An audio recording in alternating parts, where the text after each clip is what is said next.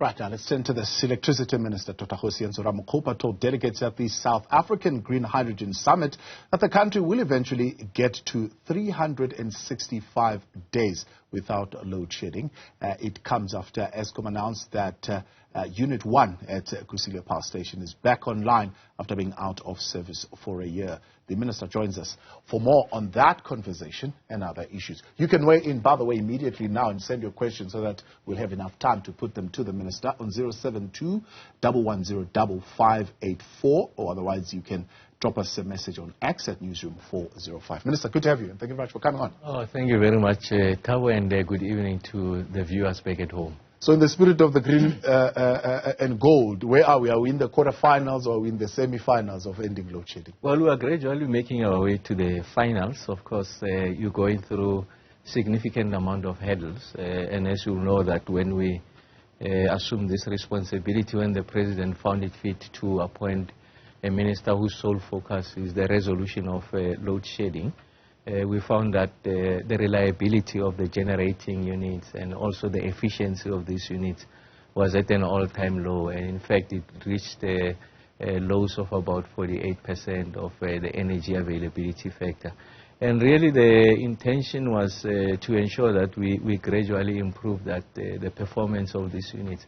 And really the focus of the performance of the Eskom units is because this is a sunk cost. These are an asset that is already installed, and we're not significantly sweating that asset. And of course, it's a function of legacy issues, some degree of underinvestments over a period of time because of Eskom legacy issues.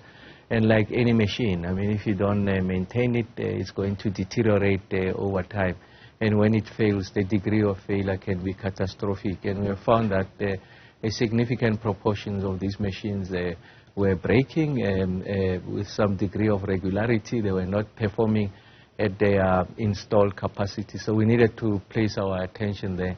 And that's why we had to engage and galvanize people with extensive experience, both within Eskom and outside, and identify those stations that are candidates to helping us to return to some conditions of normality as speedily as possible. So you identified the units that have got the highest installed capacity of a relatively mid-age that were underperforming.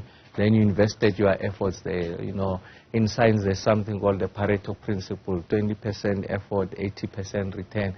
Because you had to be deliberate, you had to orchestrate the interventions, and that's why it was important that we get to visit all the power stations, get an appreciation of what are the engineering issues. Of course, there are other additional ancillary issues, and of course, I'll unpack those if we have time, so that there's a focused attention on these units. It says earlier on that, of course, they've done for the very first time, bring the minister to come here and answer.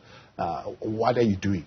Simple task, deliver on load shedding. But not only deliver temporary, but deliver permanently on load shedding. There are three issues that you raised that could have contributed, including the coming back of, for example, some of the units at Kusile, some of it being temporary. You're saying there's a reduction in demand, there is better plant performance, as you say, and there is a more uptake of the renewable energy space, which means if any of those change, be it seasonal changes, it's winter, right? Reduced demand is definitely going to be affected. We would be back at load shedding. Oh, you are absolutely correct. So there are a number of matrices, so a number of variables. There are variables that are beyond our control. So that variable is around demand. So I can't dictate or prescribe to how people use electricity, at which time they are able to plug their appliances, when you take a bath, when you decide to cook.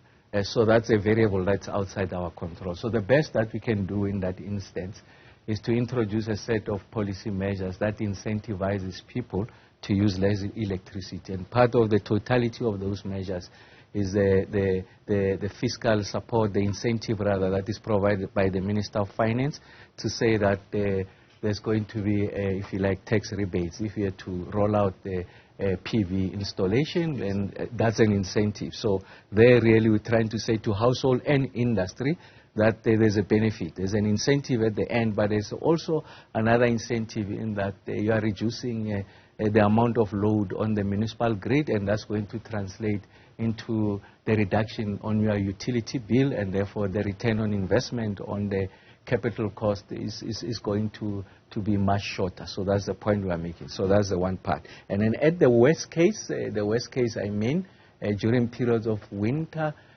we know that demand can surge up to 34,000 megawatts. So we're trying to bring that down. So when we say that there's about 4,000 megawatts of installed rooftop solar, it's part of the aggregate intervention. I mean, part of greening the South African economy in the long term, but in the short term to reduce demand. So they really have very little control.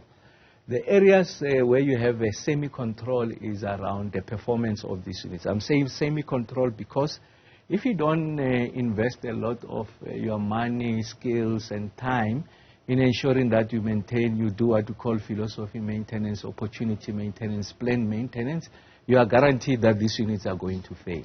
So it's a function of your actions.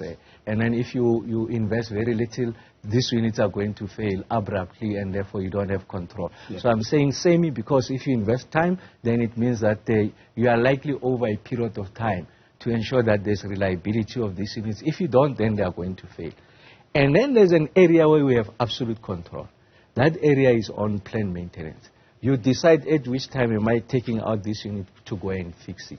So when we went through the winter period, we said that we are prepared to take the risk because we want every megawatt to contribute to the reduction of the intensity of load shedding. Right. And we kept that planned maintenance at about 2,000 megawatts. Yeah. And then when we entered the summer season, because now demand is coming down, as a combination of the weather becoming warmer and therefore less intensity on the usage of appliances back at home, but also the progressive rollout of solar PV is coming down. Then it means that the gap between demand and generation is closing.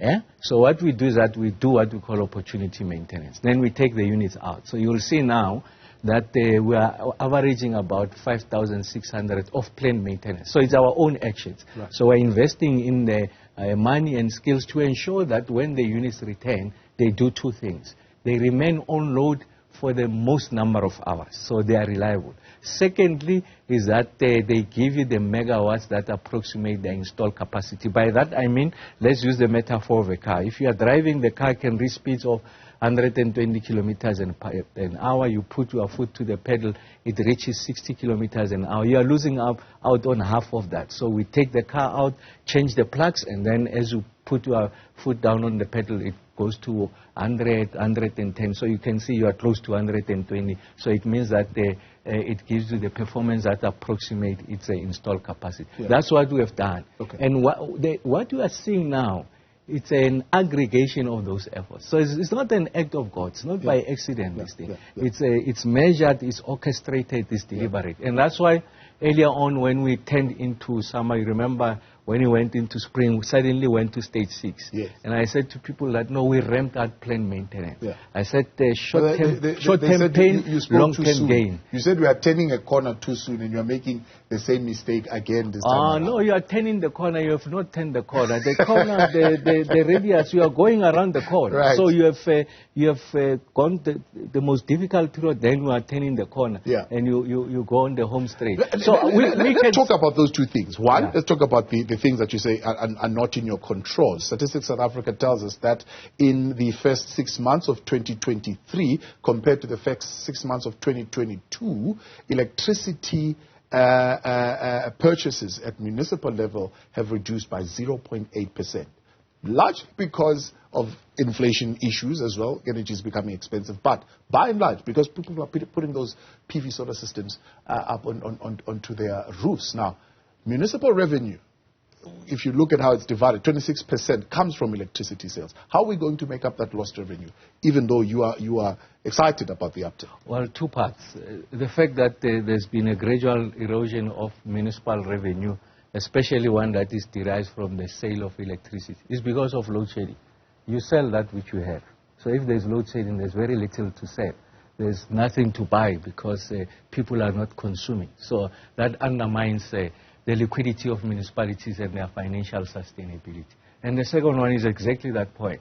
And what we come to, the trend line is the following, is that your best consumers, which is largely industry, the ones that are diligent payers, and of course they're sitting on a big pool of liquidity, unencumbered cash, they've got the right risk profile, they can raise the money from the banks, they are the first one to go out of that system. So essentially they're less reliant on the municipality. Of course, they don't go out of the grid. By that I mean, even if you have installed solar PV, when there's inclement weather, when it's overcast condition, you draw from the municipal grid. Right. But they really want to ensure that as little as possible they rely on the grid. What does that mean? It means that municipalities are becoming more and more less bankable. So essentially you are eroding their revenue stream. And that's why we say that in the totality of the conversation, as you are resolving, if you like, a short-term solution, intervention, making an intervention to resolve a crisis, you mustn't, your actions must not result in unintended consequences. What are those unintended consequences? Is the erosion of municipal revenue. Because remember how it works.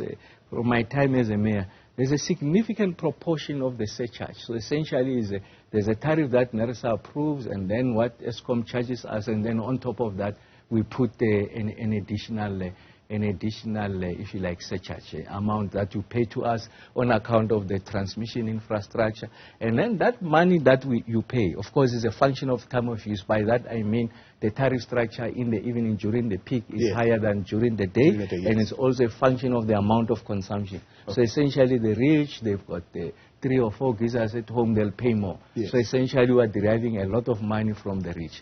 So once the rich go out of that system, it means that I'm foregoing that income, and that's the income I use to build a clinic, to build a road, to build a park. So the municipalities are becoming less and less bankable, and we are eroding their revenue stream. And that's why in the conversation we are with SALGA at the table to say, how do you balance this? Of course, we are coming with this arrangement called a wheeling framework. Wheeling means that you can produce electricity, I buy from you, I'm an industry player, you are located somewhere in some geography, you could be in the same province, in the same municipality, you produce the electricity because you've got a PV solar plant, a battery storage, and then you and I enter into a power purchase agreement. So it's a private arrangement. Right. But for those electrons to get to me, they are going to use municipal infrastructure. Yeah. And the municipality has lost me as a buyer of their electricity because the municipality is not reliable because of Eskom issues. I've gone to Thabo, who is a producer of my electricity demand needs. So you get to pay for using the municipal infrastructure. So essentially, think of a toll road. Yeah. So you use the N1 to go to Polokwane, the Moria pilgrimage. When I leave home, I'm going to pay 3, 4, 5 toll gates, and that money goes to the concessionaire, who do 2 things. First is to recover the capital that they've invested in building that road. Secondly is to maintain that road, and of course to bring returns to their shareholder. So you must pay a fee for using that toll, and that's how we want to frame it in such a way that municipalities are not going to lose out. But think of another situation. If you don't have that dispensation, and you have elevated levels of load shedding, there's no guarantee of supply. So businesses are going to close. As I speak to you now, there's a significant amount of businesses that have closed because they could not afford the upfront capital cost of buying the generators. Yeah. But in fact, the operational costs are even more prohibitive. They must buy diesel, and you have seen the cost of diesel skyrocketing. And they're unable to recover that from the end user because their products are going to become uncompetitive because they become more expensive, or people find an alternative to their product, and therefore, as a result, they are going to close shops. Now, if these businesses are going to close in municipalities, so it means that municipalities' revenue base is permanently wiped because there is no business to talk of. And that's why there has to be a balance on the immediate interim interventions of ending load shedding, the reliability and quality of supply, but also ensure that the sustainability of municipalities. Okay. And the SALGA is at the table. We are trying to resolve that. But the most preeminent question that is facing all of us is to make sure that the South African economy recover. The Minister of Finance will tell you The governor of the Reserve Bank, every time when he announces the decision of the Monetary Policy Committee, he makes the point that part of the reason why there is a surge in the repo rate or they maintain it at high level is because of the structural constraint, primarily two issues: load shedding and the inefficiencies on the logistics side. Yes. So if load shedding remains, the South African economy will not recover. People are going to join the unemployment queue. People are going to become hungrier. You are going to have a problem of food security. And in fact, it can result in just the security of the country. Generally, people will just an uprising against the sitting government. So that's why we have to resolve this. So it's an existential problem. People are hungry, people are out of employment, and that's why some degree of agency in resolving it, and hence you see the kind of progress that we are making now. So let's talk about then the second part of what you spoke about, the better plant performance. Now, it's being argued that you've now, others are saying you've done an about turn on the just transition alongside with Minister of Mineral Resources, and you're being stubborn about this thing of reviving the old plants, which they are saying is going to cost us a lot in terms of maintaining them. Money that Treasury says we do not have, even if you're saying you're going to do the kind of maintenance that you want to do. Yeah, but they must tell you the alternative. What is the alternative? The alternative is that don't revive these assets, allow load shedding to continue. The modeling that has been done by States SA and also the South African Reserve Bank tells you that the South African economy is losing close to 1 billion rands a day. We know that last year, 2022, as a result of load shedding, over 600,000 jobs have been lost. And if you do a projection or an extrapolation, rather, not a projection going to the future, in terms of the current rate of the intensity of load shedding, if it remains unabated, we are going to lose about 820,000 jobs. The South African economy is shrinking. We are becoming less and less competitive. So make the decision. Do I maintain these assets, protect the South African economy, and over that period ensure that I'm going to green the South African economy? Or you can fix the transmission grid. I mean, Godemantashe says bid Windows 6, 4,300 megawatts would have come in, but you were only able to take 1,000. Yeah, absolutely 3, correct. 3,000 or so is so let's also tackle some of the scientific facts. There is no country in the whole world, that is powered by renewables, that is powered by wind and solar. It doesn't exist. All those technologies, they rely on the redundancy of base load. And what is base load in our own condition is hydro, is nuclear, and then it's coal. So you have to build that back. There is no country that in the world that has that. And we know that the technology with regards to battery storage, the most amount of hours it can give you is 4 hours. And then the remainder of the period, you are not going to get that benefit. What we know also about solar is that it doesn't help you during your peak. Your morning peak, the sun will come, if you are lucky, around 8. That's the intensity of the sun. It's going to peak up around midday, tapers down, and then 4:30 comes, and then the evening peak comes. So at the time when you need it the most, it's not available. And then the wind will come when we are sleeping. There is no significant economic activity, amount of use of electricity at that time.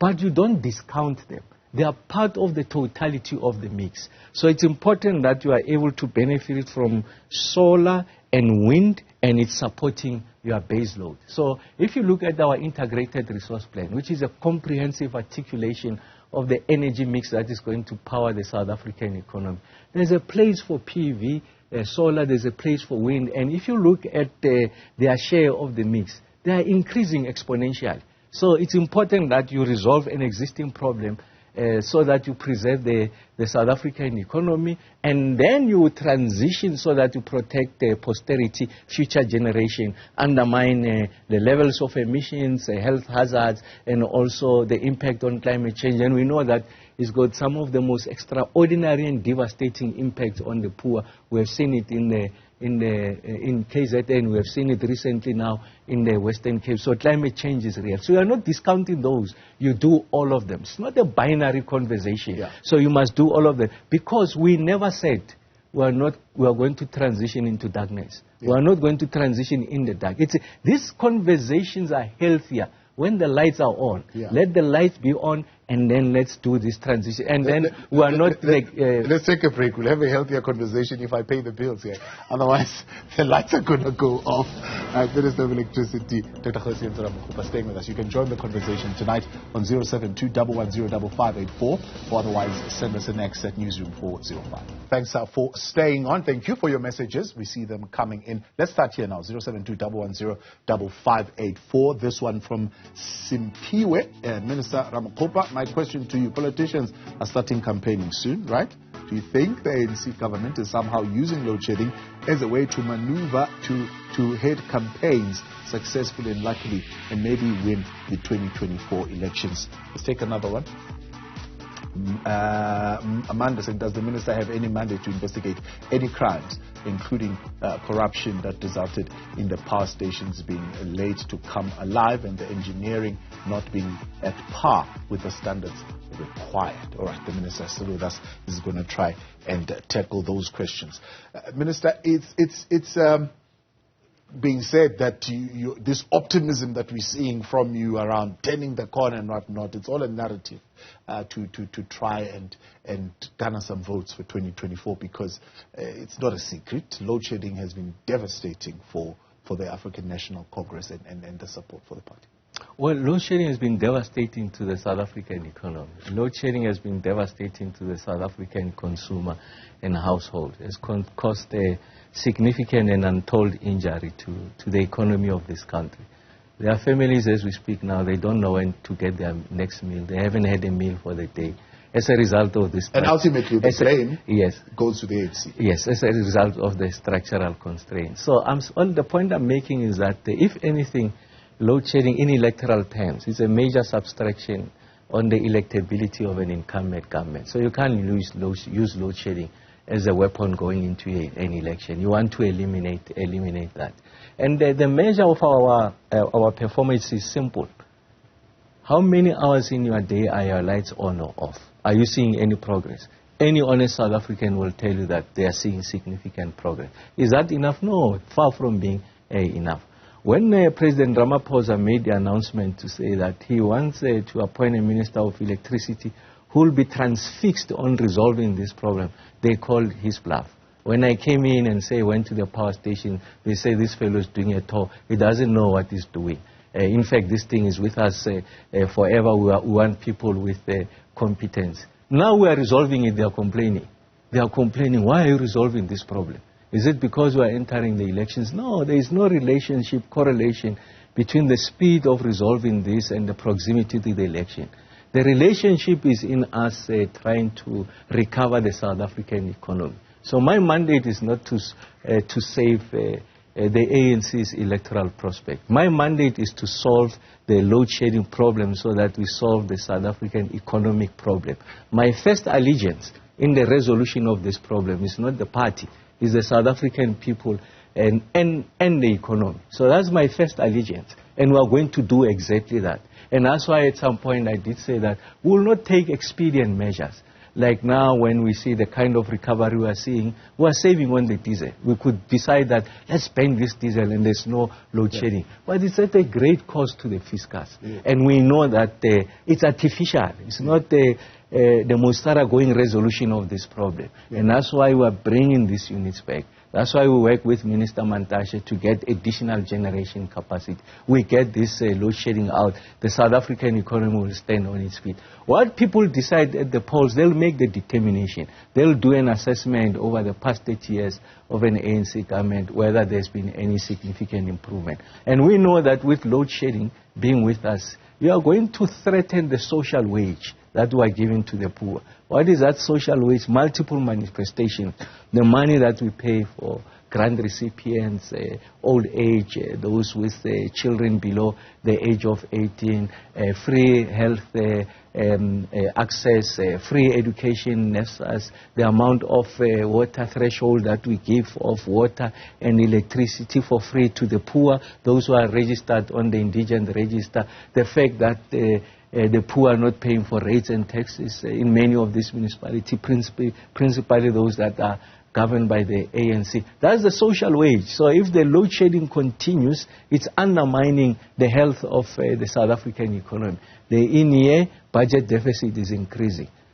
Your debt to GDP is increasing. We must borrow more.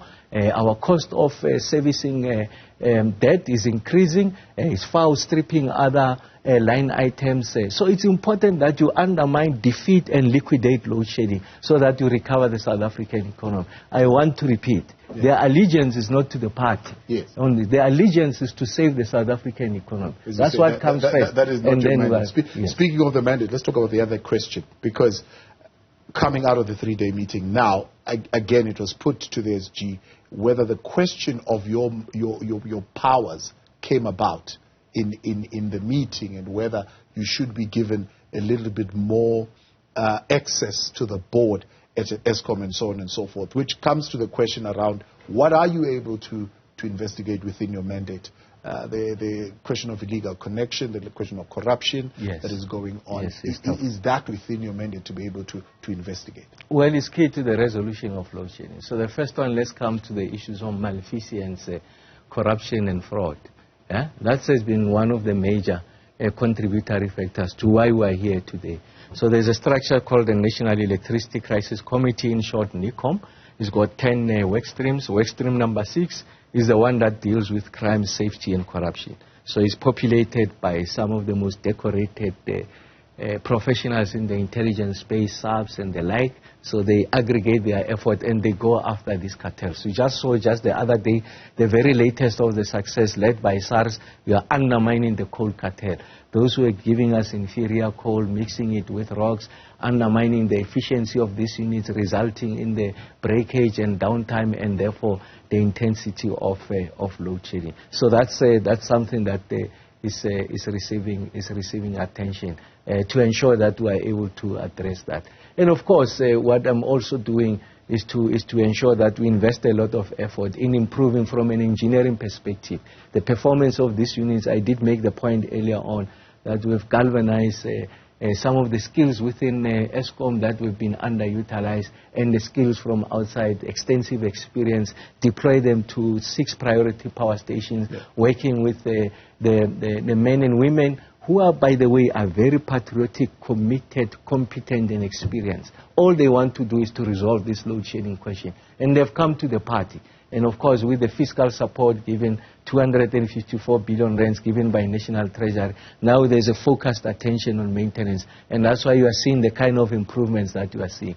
And of course, for us to coordinate and synchronize these efforts, it's important that we are able to engage the accounting authority, which is the board.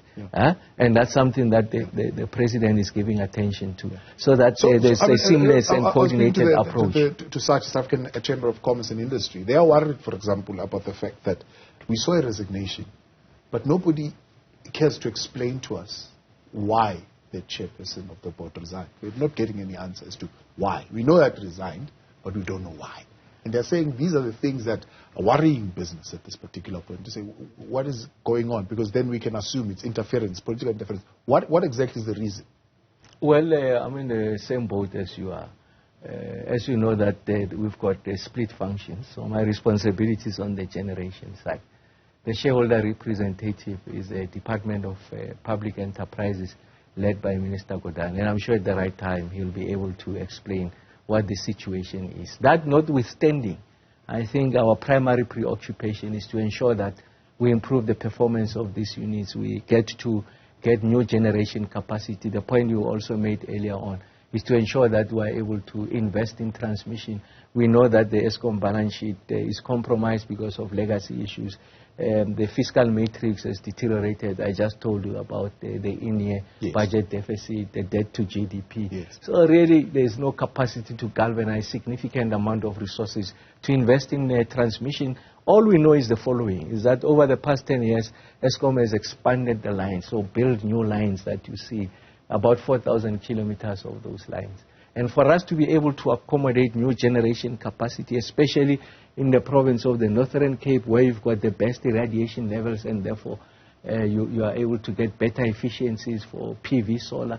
And then you go to the Western Cape, the coastal areas of the Western Cape and the Eastern Cape, where they've got the best wind speed, meaning that there's the levels of efficiency from wind generation is going to come from those geographic locations. We don't have grid capacity. So for us to be able to benefit from that new generation capacity, Eskom has to increase the transmission line by 325%, essentially build 14,000 kilometers of lines in the next 10 years. And we know that it will take anything, depending on who you speak to and the modeling you use, anything between 250 billion rand to 500 billion rand for us to get that kind of investment. Clearly the state is not sitting on that. But we know that there are excellent examples of peer countries around the globe.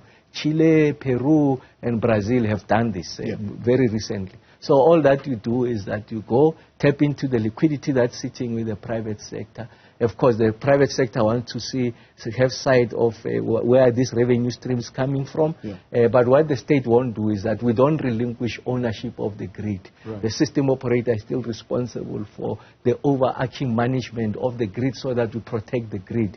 But we can allow a private operator to be responsible for the construction of the line. So what we are doing is that we identify those lines that in the short term can help us to free or evacuate the megawatts. We know where these lines are. So get private sector come into that space. As an example, you concession. So you build, operate, transfer. The private sector uses its money. They build. They are very efficient in doing that.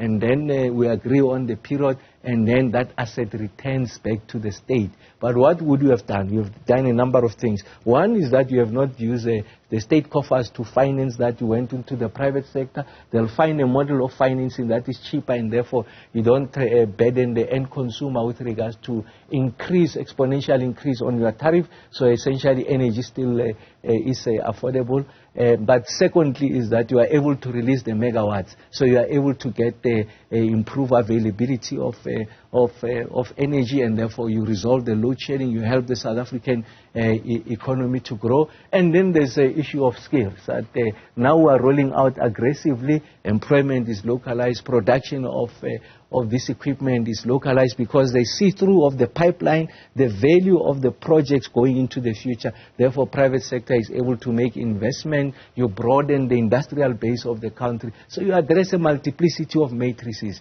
And in that way, South Africa comes out stronger and better. So the point I'm making is that there's an opportunity in every crisis, and that crisis must be taken within the life of, that opportunity must be taken within the life of that crisis. And that's exactly what we're doing. Let's wrap up this question from Manda, because that last part is quite important as well, because the other day you came out, you were upset, quite honestly put maybe lightly, at the fact that you had expected the nuclear plant to have come back online at a particular time, and it did not happen. So Manda's saying, for example, engineers who are not doing what they're supposed to be doing on time, or not even doing what they're supposed to be doing at the required standard. Do you have a mandate and a power to be able to deal with that? Well, that sits with the accounting authority, that's the board. So that's the complexity of this calculus, in that sometimes you see a significant amount of missteps, a degree of inefficiencies, areas of improvement. Well, there's a governance framework. You have to go through the board, raise these issues. And the Kubek example is a classic one. When in fact we made a promise, Unit 1 went out, outage slips, meaning the amount of delay in retaining that unit relative to the time that we promised to retain it is over 150 days. So that's totally unacceptable, because what that does, it puts significant strain on the risk, a significant threat to our ability to get the license, the extension of nuclear license, by the way, because that's what we're doing. It's an extension of life. There's multiple activities that must be satisfied, and the regulator wants to see that you're satisfying those activities at the time that you promise, and you do it right. So you are threatening, if you like, the security, energy security of the country. So, I mean, you can only lament now, but I think the point we are raising, and the President is attending to that, is to make it possible for us to go in and intervene. And when I say intervene, of course, working with the board without blurring, if you like, the lines of accountability, because ultimately there are areas of executive authority, that's the minister, and the accounting authority that is the board and of course the executive at Eskom. So you don't want to play the line. Yeah. But there has to be an appreciation that we are dealing with a crisis. It requires extraordinary measures, and that's why we are getting into a space where we are making those interventions, working with all the stakeholders to ensure that we protect the South African economy, and then we have energy security in the country. Minister of Electricity, Dr Kgosientsho Ramokgopa, is still with us, and of course looking more at the issues that have got to do with energy. So last night we had this conversation because you're quoted as saying at the Green Hydrogen Summit that Africa can produce up to 50 times more energy from renewables than the world's estimated demand. And one of the experts said, why do we need to do that? Why do we need 50 tons more at this particular point in time? But not only that, they say you're speaking at crosshairs because for us to be able to extract that hydrogen, for example, from seawater, we need electricity. So we would need to have either wind or solar to be able to do that. So we need to up that particular availability of solar and wind technology, which they are saying it's contrary to the direction that you are going, where you want the coal-fired power stations to be revived. Yes, I generally make a distinction between an expert and a commentator. Yeah. Yeah, that's a big distinction. I mean, sometimes we have someone who just speaks on every topic is forever on national TV and then gets to be elevated as an expert. Has never visited a power station, doesn't know how engineering textbooks look like, has never sat for an exam on textbook. But I'm not casting aspersion. I'm just saying I'm making a distinction between the two. So the expert would have said the following, that I make the point earlier on. Renewable energy is underpinned by the redundancy of base load. So the two go together. So if you come to think of it, when we talk about green hydrogen, we already have that technology of producing hydrogen and ammonia.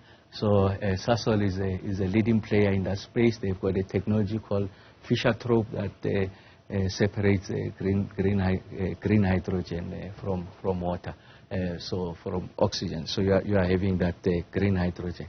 So the only difference we have now, Sasol, is when they do that process through electrolysis of separating green hydrogen, they are using gas, and that's why we call it grey hydrogen, because it's not using cleaner forms of fuel source. So what we want to do is that you do the same technology, but it's powered by renewable energy, a combination of wind and solar. So what we know is that the Eastern Cape, the Western Cape, and the corridor going into Namibia and Angola present a pristine opportunity for us to be very aggressive in the generation of cleaner forms of fuel, of energy in the form of PV and wind. And that's the space that we are going to use. And that's a source of energy is going to be used to ensure that it powers the process of producing green hydrogen and also green ammonia. Those are important because of a number of reasons. One, of course, it communicates our intention to greening and saving the environment and posterity. The second one is that we have what we call the hard-to-abate sectors. So you have the biggest consumers of electricity from the grid is the big industries such as those who manufacture steel and those who manufacture cement. But what those entities have done, they found that this fuel source can help them to power their needs. So if your steel manufacturing relies on green hydrogen and cement on green hydrogen, you are relieving amount of pressure, significant pressure from the load. You can redirect that additional free generation capacity to grow the South African economy. But thirdly, there's going to be what we call the carbon border adjustment mechanism. Your major industrialized north, they've committed to a net zero path by 2050. And they are going to impose significant amount of tariffs starting this year, that any product that lands in their market must be produced through cleaner sources of energy. So if the steel manufacturing does not transition, if cement doesn't transition, it means that they are going to lose out on those lucrative markets in the global north, and therefore they have to close shop. The fourth thing that we know is that the many automotive sectors, the original equipment manufacturers, they are moving from an internal combustion engine. That internal combustion engine uses a platinum group of metals, and we know that 80% of the known reserves of PGMs are between us and Zimbabwe. So if they are going to move from there, it means that the profile of demand is going to change, it's going to come down, and we know that the PGM sector is employing about 172,000 people. It means they must close shop. But with the opportunity of green hydrogen, we showcased at the conference the partnership between Sasol, Anglo, and BMW. They've got a BMW car, which is the form of propulsion is green hydrogen. Yes. But we know that PGMs are a major input into the production of that the electrolyzer. So it means that the displaced demand from internal combustion engine is going to be consumed by the green hydrogen, and we know that that's the industry that is going to grow going into the future. I mean, we know by estimates of reputable people, we'll need upwards of $1 trillion by 2050 for us to be able to improve, if you like, the share of green hydrogen in the totality of the mix. Africa is at the forefront. We've got the renewable, we've got sources that are as a result of our location. So we've got a location advantage. So we've got the sun, we've got the wind, we've got the real estate. Europe does not have that. Yeah. The most number of days of the sun, the quality of the sun. We are going to exploit these resources. We are going to localize the value addition of PGMs. We are going to industrialize. And the point I was making is that this is Africa's time. And Africa is going to seize the moment. And South Africa will be at the forefront. That's why we've been appointed, the Minister of Electricity, as the chair of the Africa Green Hydrogen Alliance. It's an assembly of African countries that have got an opportunity to exploit this energy carrier. Mauritania, Kenya, Ethiopia, Angola, Namibia, Morocco, and Egypt. They've come under one umbrella. We are leading it as South Africa. DSI, Department of Science and Innovation, is leading on the issues of the production of membrane going into the future. That is required for purposes of the cells that are going to help us to produce green hydrogen. Right. South Africa is at the forefront. This is a new frontier, and that's why I'm saying we need to separate from experts and commentators, and an expert will know that the two are inseparable. Yeah. They go together. It's part of the totality of the mix. Let's get some comments. These are not necessarily questions, but these are those who've been listening to us, and their thoughts on the conversation. The minister sounds like he knows what he's talking about, but knowing the ANC, they are good at talking but poor at implementation. I wish him well, though.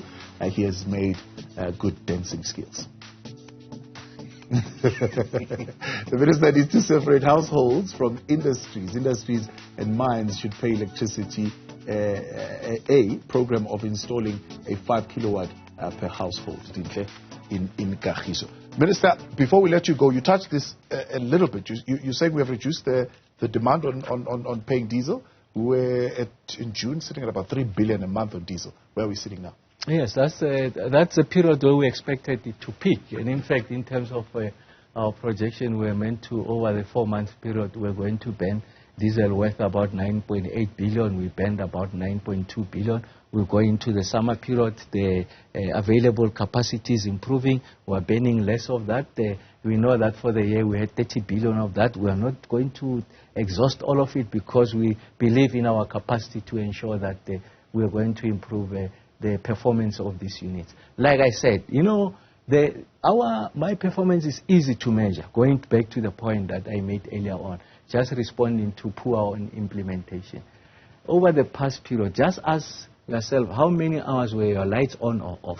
That's the measure that we have, and that's a sign of implementation. And I want to say to the country that you are going to see this improvement going into the future, that we are deliberate, we are decisive, it's orchestrated, we have planned it. It's not an act of God, it's not by chance, it's engineering at play, and we are executing with the clinical precision, and that's why you are seeing the kind of results that we are seeing. We are going to save the South African economy. The poor will be saved from conditions of hunger. They are going to continue to have opportunities, and the South African economy is going to rise and take its rightful place as a leading industrialized economy on the continent and lead in terms of cleaner forms of energy such as green hydrogen. As we go to electric vehicles, South Africa will be at the cutting edge. Completely out of time. Much appreciated. Thank you for your indulgence and for coming in this evening. Thanks. That's the Minister of Electricity, Dr. Kgosientsho Ramokgopa.